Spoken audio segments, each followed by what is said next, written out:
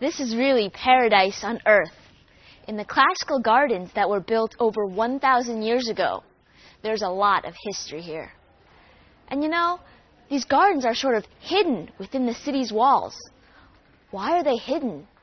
Who are the people that built these gardens? And why in Suzhou? Well, this is an episode of Travelogue you don't want to miss. I'm Yin, and welcome to our History and Culture series.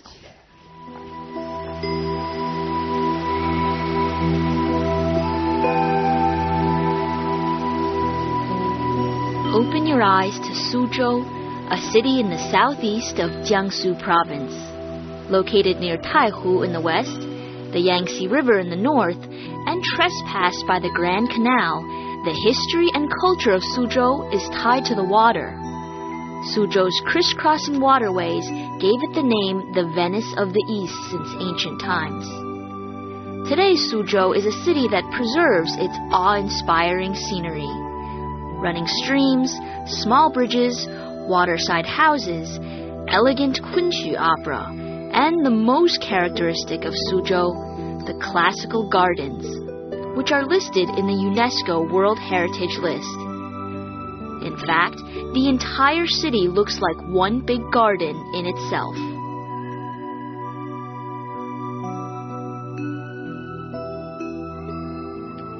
It was during the Ming Dynasty that these classical gardens reached their peak.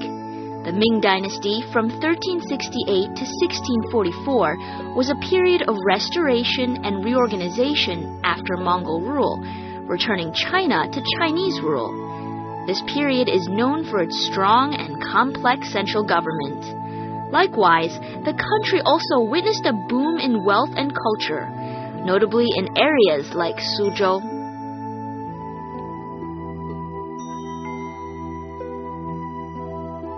The classical gardens we have today have had an international influence. The Japanese modified the concepts and developed a garden also based on natural composition.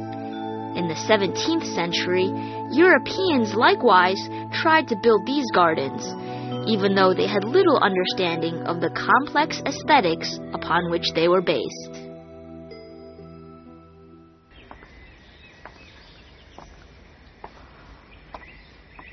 The humble administrator's garden. Magnificent. But who owns this place?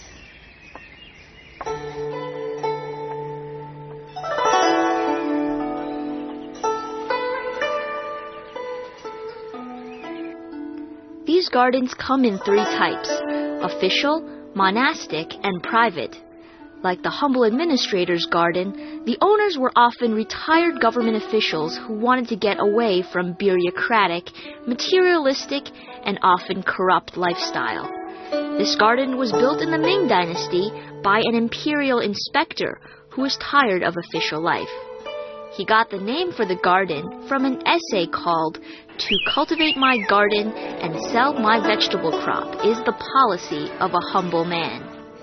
The names of the gardens have strong cultural flavor.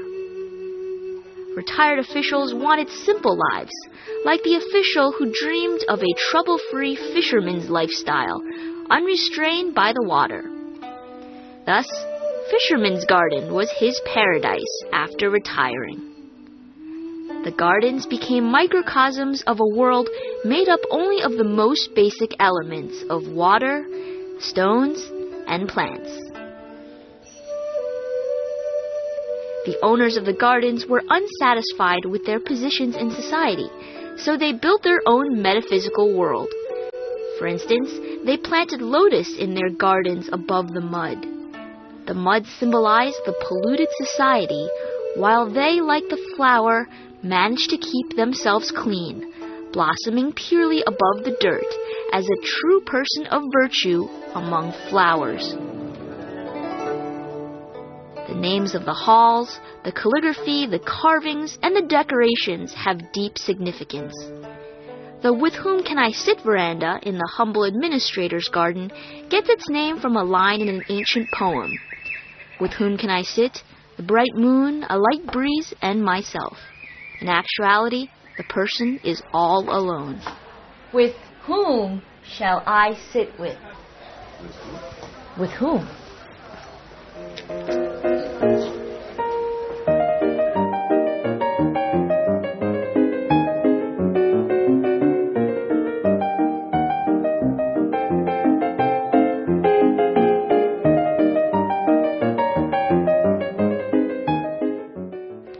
The perfect person. Yes.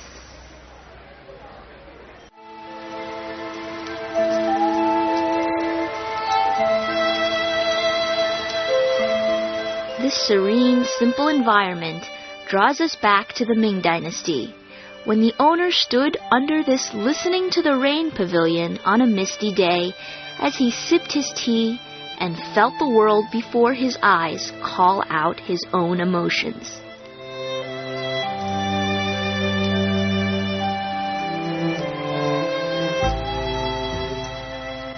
Besides individuals, wealthy couples also built gardens. Couples Retreat's garden, O Yuan's name, means lotus root garden, and a couple's love is compared to the lotus root's interconnecting threads. 偶缘住家偶.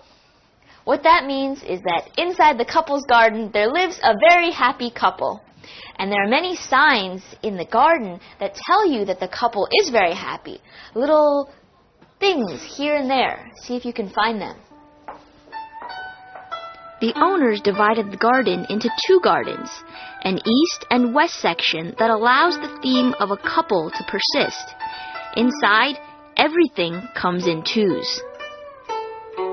From the paths to roof linings, pagodas to windows and rocks. It's the details here that show the deep artistic connotation and hint at the love between the two owners. I found something else that comes in two. Pavilions. There's one pavilion for the husband and one for the wife. This one is called Pavilion to My Love. It's where the husband would watch his wife perform in the pavilion over there.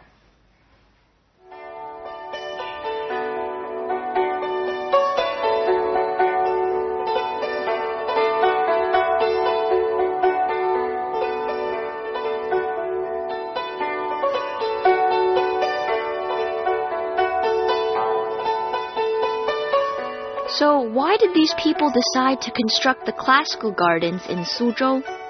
With its captivating natural environment, mild climate, and location along the fertile Yangtze Delta, Suzhou was the perfect choice. Advanced economics, developed handicrafts, and the silk trade allowed it to support a booming culture. During the Ming and Qing dynasties, Suzhou was so prosperous, even commoners could place bamboo or stones in their yards. The literati flocked here, bringing an aura of erudition and artistry.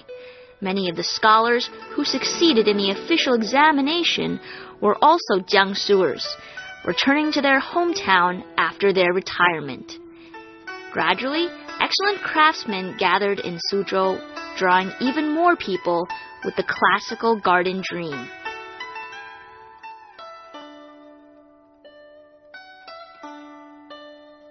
What were things like in the Ming Dynasty when these gardens blossomed? From 514 BC, the king of Wu started to build these gardens. From the Tang Dynasty to the northern Song, it slowly developed, reaching its height in the Ming Dynasty.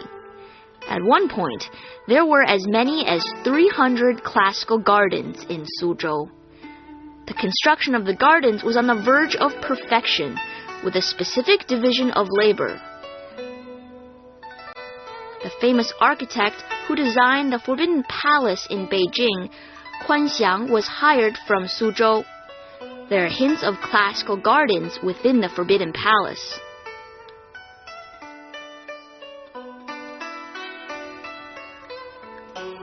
There was also a study on the construction of the gardens, and two of the most representative works were written in the Ming Dynasty, 原野 by Ji Cheng and 长物志 by Wen Zhenheng.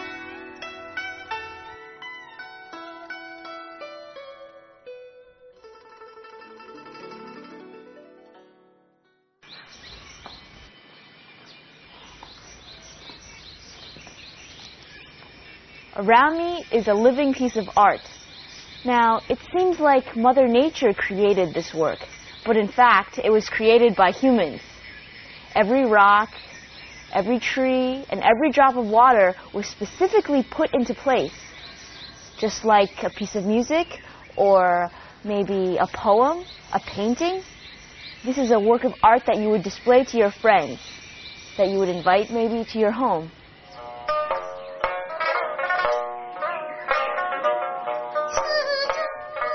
Just like you would invite someone to enjoy music, you would welcome them to savor your beautiful garden.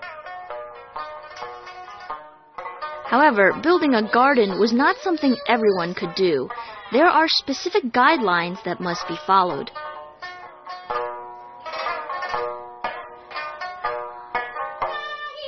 The first thing to remember is that these were man-made constructions that modeled nature, but perfected it. The best gardens were those that looked most pristine, seemingly untouched by man. Additionally, you can feel the breath of artists and scholars at every corner of the gardens, since they contributed to its design. It's a blend of poetry, paintings, literature, and opera. Chinese characters are difficult to read, but poetic. Well, just like this poem over here, a lot of the poems mention birds, they mention water, grass, and this garden is poetic in the same sense because it brings all of these elements together just from people's imagination into reality.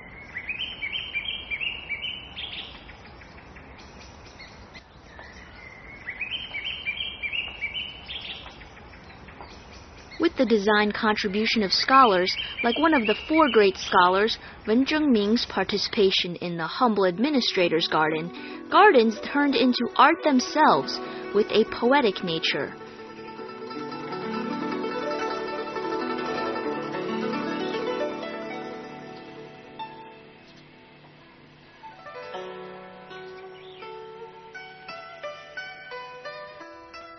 And thus, the calligraphy on any regular terrace or sign became an illusion, filled with emotion.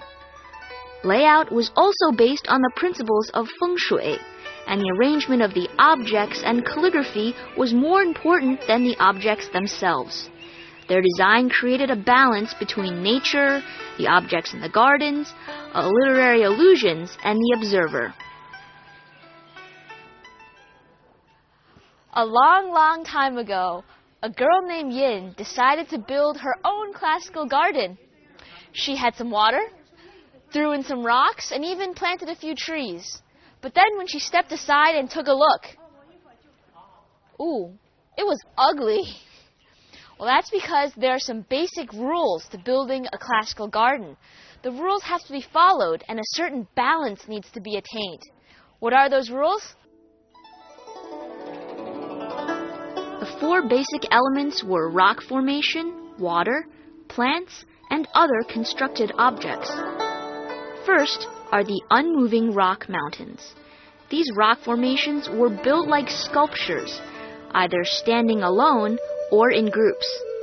Many were shipped from Lake Taihu and made into specific designs that look like mountains.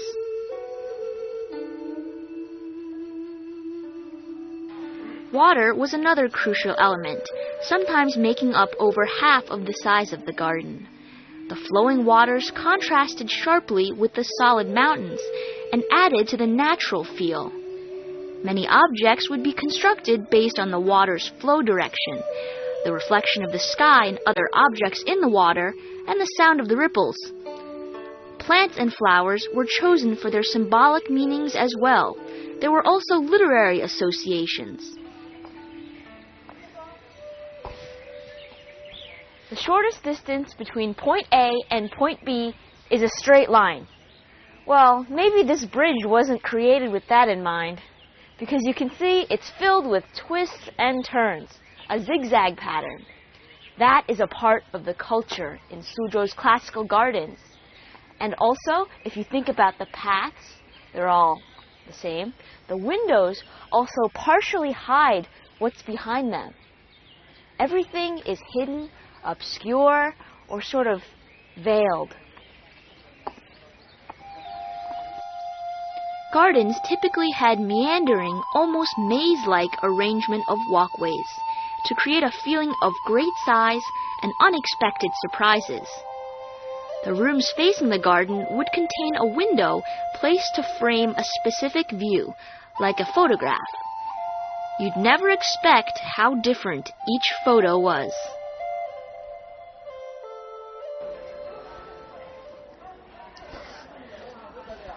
Sort of looks like abstract art. This window right here and its strange use of space, even in the Ming Dynasty. And it's also said that with every step, a whole different view. And that's because, first of all, each window is unique. There's only one of its kind in the garden. And also, of course, if you look outside, you see a different face of the garden. The windows were highly ornate, and the square frame windows are decorated with elegant latticework in abstract geometric designs, or patterns evoking the foliage of plants and flowers, or animals. Each one is unique, and in Suzhou's oldest pavilion of calm waves, there are a total of 108 different windows. But the windows weren't the only things that set a tone of mystery. The twisting pathways allowed a visitor to explore their way in the garden. Just when you thought there was no more, behind the wall was a whole new building or hallway.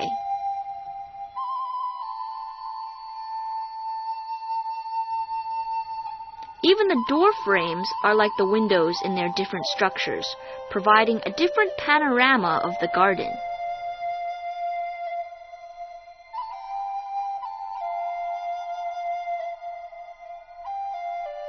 Behind the doors as well, the design is carefully planned to reflect some deeper meaning.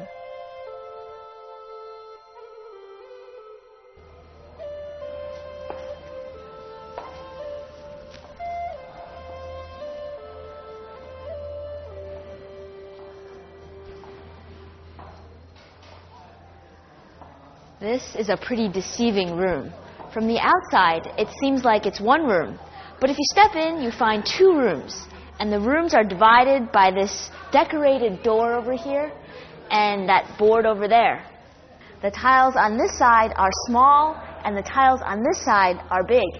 That's one of the differences between the rooms for greeting men and the rooms for greeting women. Also, if you look up here, you see that beam? The side for men is designed very, very ornately, and it's almost a square rectangular shape. The side for women, the beam is very simple and very round. Another important difference. Come over here.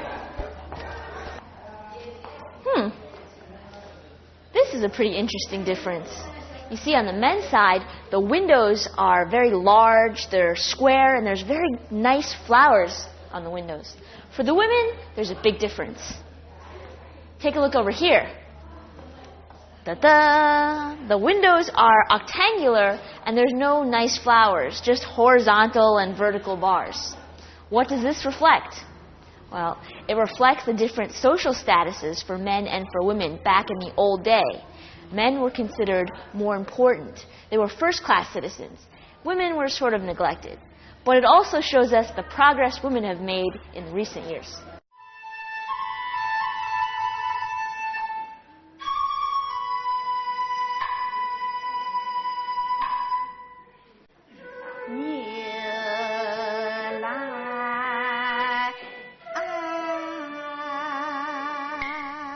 Those who lived in the gardens were well-off elite who craved a leisurely life. They were retired or had given up life in office, or idealistic artists with plenty of time. and since a symbol of class was the appreciation of the traditional and fine arts, these people read poetry, listened to the graceful notes of Chinese instruments, and watched the opera, a fusion of the arts.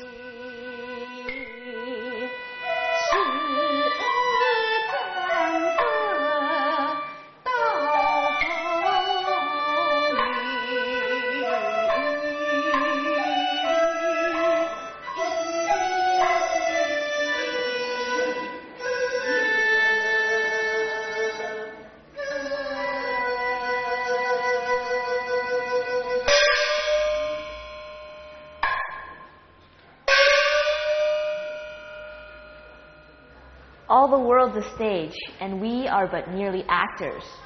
Well, maybe the actors in the Kunqu opera can tell us the story of life in the classical gardens.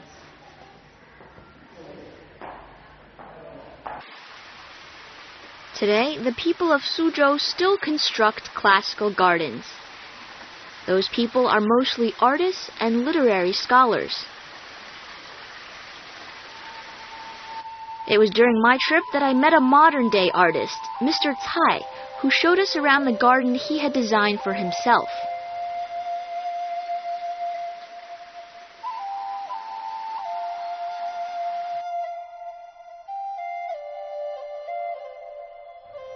Besides managing his garden, his daily activities include painting and sculpting. Leading an artistic lifestyle is something he's done for ages.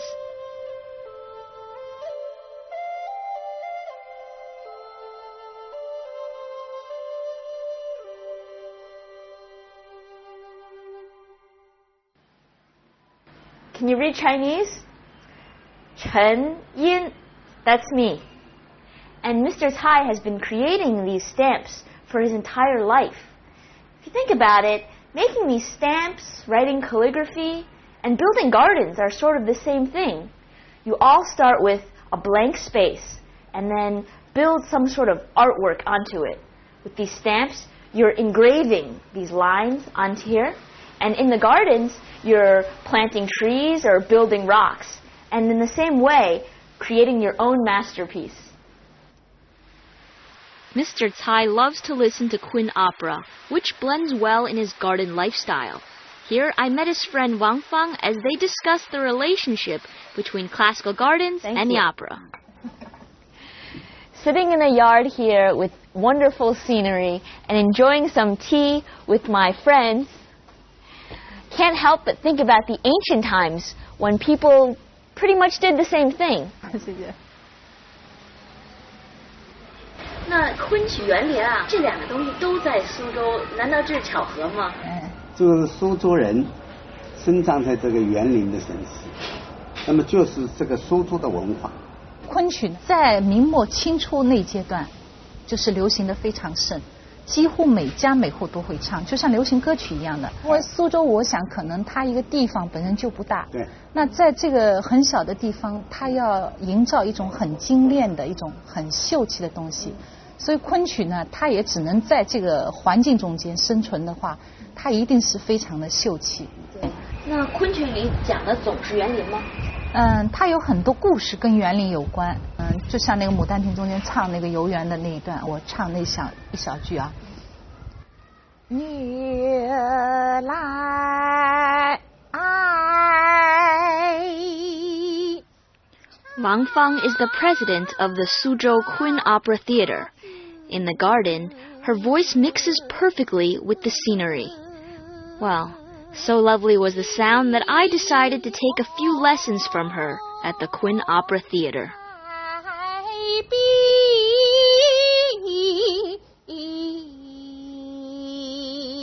就这个，就是唱一个园林。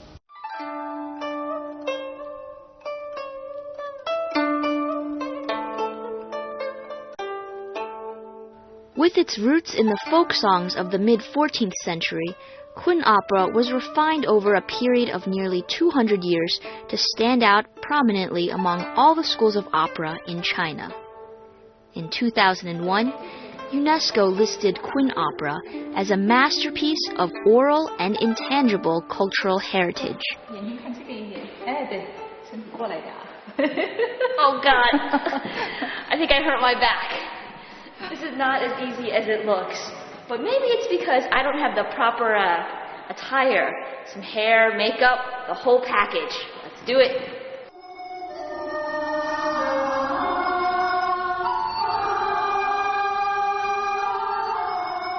Queen Opera is a performance art involving literature, dance, acting, music, costumes, makeup, props, and sets. It also serves as a slice of history, with the content of the performance covering all periods of Chinese history. Mirror, mirror on the wall, who's the loveliest of them all?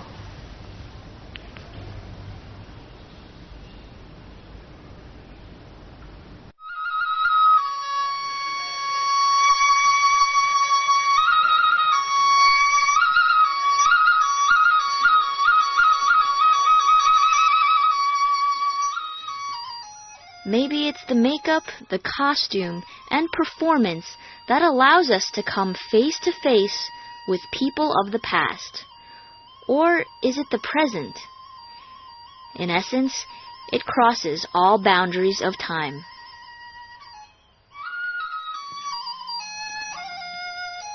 Today, the classical gardens have become a tourist location that can be appreciated. They are easily accessible by air, rail, and road. Suzhou's location along the Beijing-Hangzhou Grand Canal means the city also enjoys good waterway transportation. Today, there are still performances with tourists from all over the world. Although they may not understand the language itself, in the gardens you can feel the living spirit of the Queen Opera.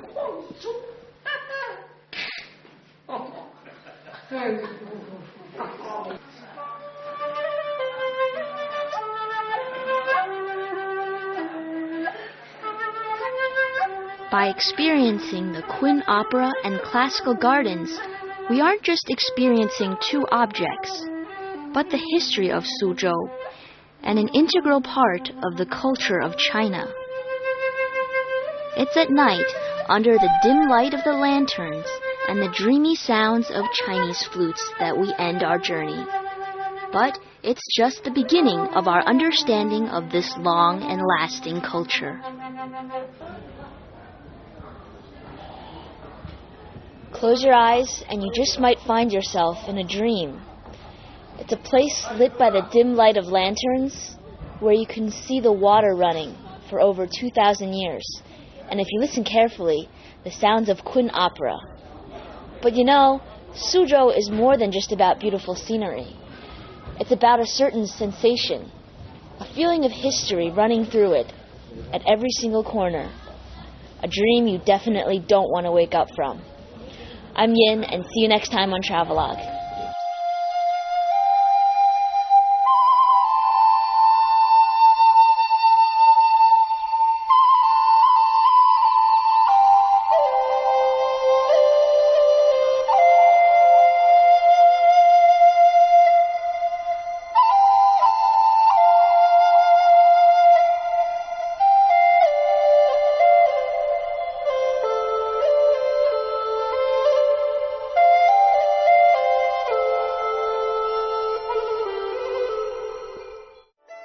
In the next episode, we look at the courtyards of Shanxi, which reached the peak of their fame in the Qing dynasty.